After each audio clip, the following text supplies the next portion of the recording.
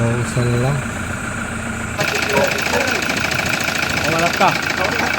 Adoy, buwag. Tapos adoy, binunod ka niya. Yun, good day mga boss. Panibagong rescue na naman tayo. Andito tayo ngayon sa Damortis, La Union.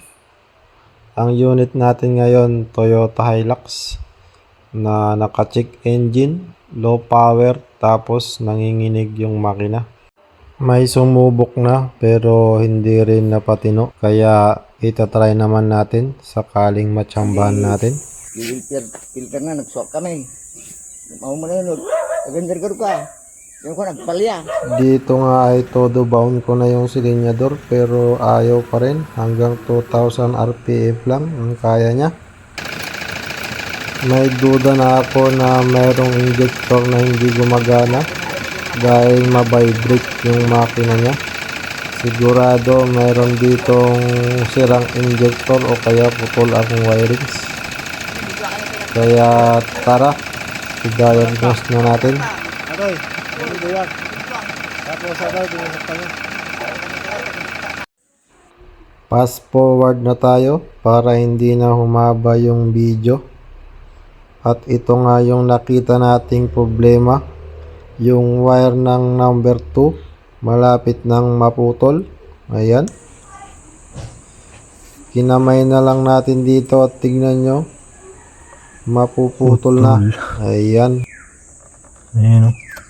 Konti na lang pala yung nakakapit. Kaya pala nagpapalya. At hindi lang isa yung nakita natin na putol.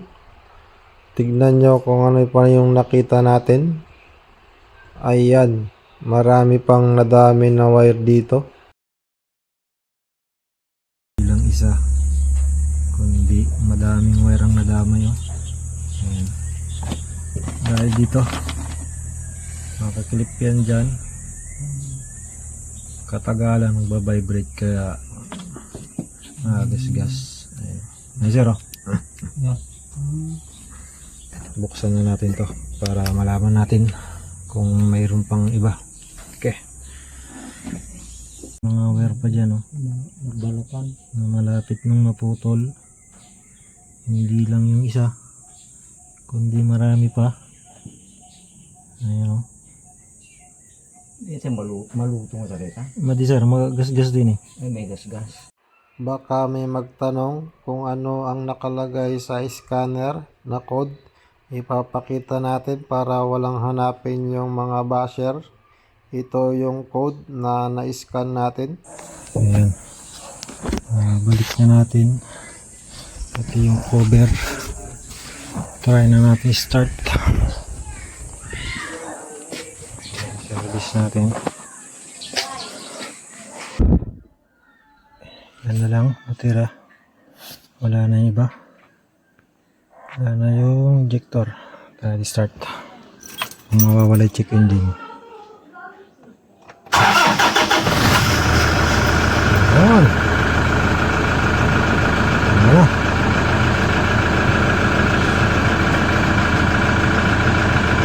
Kaya natin RPM. Kanya. RPM.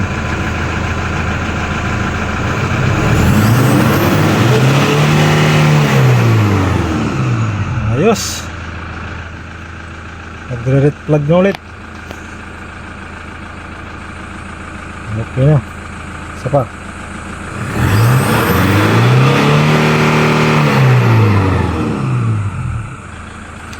Okay. Wala na check engine. Ayan. Normal na siya.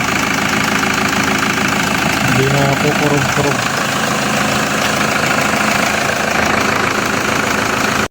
Siyempre hindi mawawala ang test drive pag gumagawa tayo. Si Sir nang nag-drive para ma-observe niyang pagbabago sa ginawa natin.